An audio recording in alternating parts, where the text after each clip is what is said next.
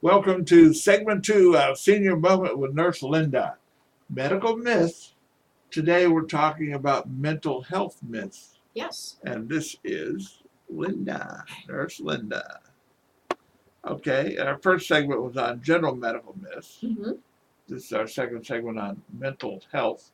The third one coming up is on clinical trials. I'm looking forward to hearing about that. Yes, and that's exciting, and that's near and dear to my heart working in oncology. But mental health myths, and I can go back to as a child and having a lot of misinformation about kids I went to school with who may have been slow or mildly retarded, and how they needed to be treated so special and different. And as I grew up, I realized I didn't quite understand that.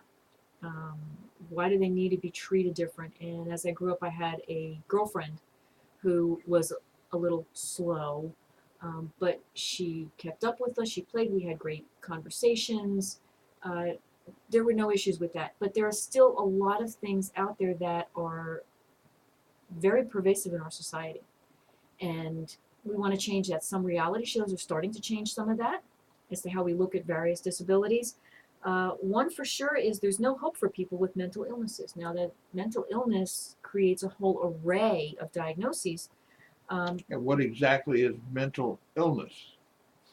It can be anything from depression to schizophrenia to retardation to paranoia, delusional paranoia, those that have hallucinations, um, and even people who murder other people. They have a mental illness if you're out there murdering people.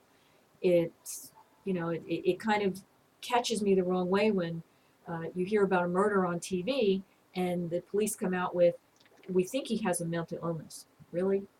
I mean, of course, but there's no hope. Well, of course, there's hope. There's treatments, there's medication, there's all kinds of things that can be done. The first important piece of it is recognizing it, and that's the first part of it. Another myth, I can't do anything for someone with mental health needs. Well, everyone can do something. And the one big thing is to be sure, are they getting treatment? Are they getting follow up? Are they getting what they need? Keep an eye on them. If they're your neighbor, and talk to them, have conversations with them. That will tell you a lot about where they are and what's happening and things of that nature. There are a lot of people that I would deal with in my daily life, and two people just only recently I found out were actually schizophrenic.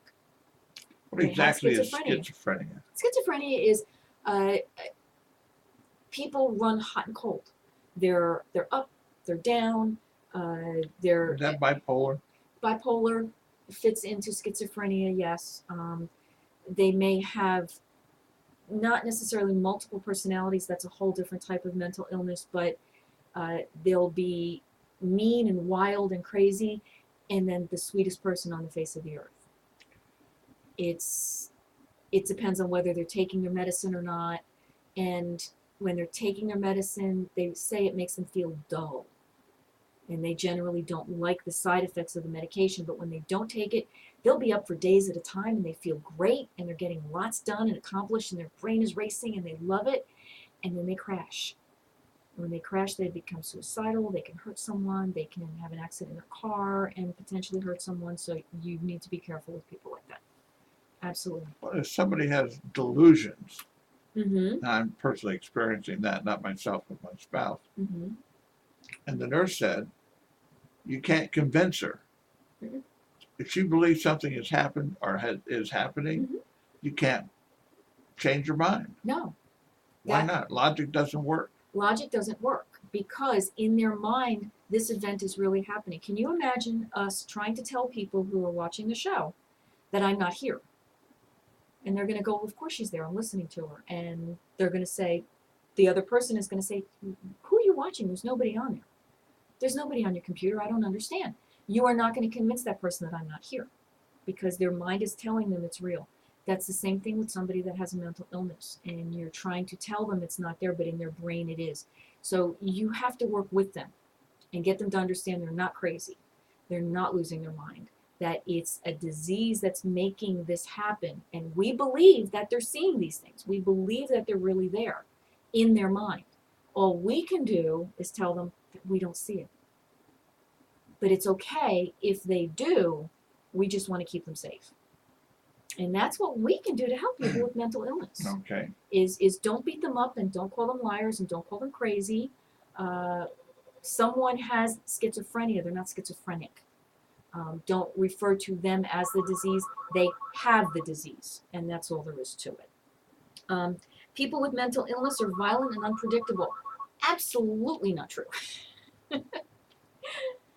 Don't they go through phases of that, or that's It depends on the type of mental illness you have. Depression does not make you violent and unpredictable. Okay, so not everybody with a mental illness goes through that. So everyone needs to keep that in mind as well. Mental illness is the same as mental retardation.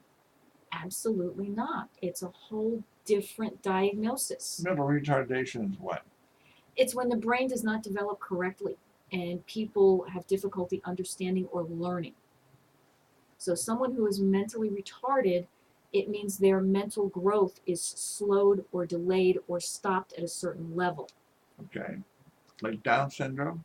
Down syndrome, and there's varying levels of that, where some people with Down syndrome, not all people with Down syndrome are necessarily, they may be borderline mentally retarded. Somebody without Down syndrome can be borderline mentally retarded, meaning they can only learn up to a certain level.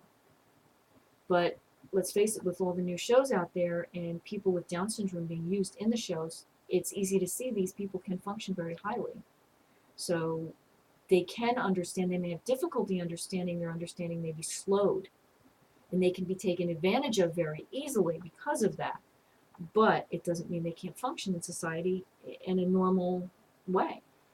Didn't they sterilize people considered to be mentally deficient back in the early days? They did at one time, and I think that stopped in the 50s, I think.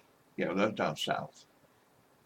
Yeah, it was, if they reproduce, they would reproduce individuals with a mental illness, and that has been shown to be totally No, wrong. it's not true. I understand Absolutely not, yes.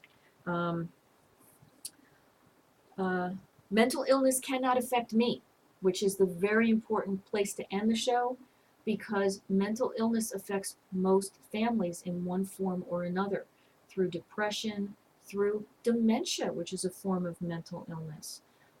As more and more people are being diagnosed with that, just being aware of it and just watching for signs and symptoms of different behavior, different thought patterns, different sleep patterns can sometimes indicate a mental illness is brewing. And that usually refers to depression, but it's possible. Can it be cured with pills? It actually can be cured with certain mental illnesses. People actually learn to manage it. You're not necessarily cured from it, but you manage it. You learn how to deal with it on a day-to-day basis and how to put it into part of your life and who you are. Well, thank you, Nurse Linda. You've been listening to Senior Moment with Nurse Linda. Part 2, Medical Myths, Mental Issues. Coming up, clinical trials on Senior Moment with Nurse Linda.